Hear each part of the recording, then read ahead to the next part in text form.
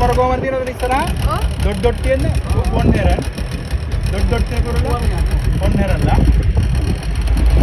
කළුව පානින්නේ අදිය කාව ටික. මේක ගොඩක් සත්තු ඉන්නවනේ. කුරුළු ඉන්න ගොඩක්. අන්න විතර කූඩු වල ඉන්නේ.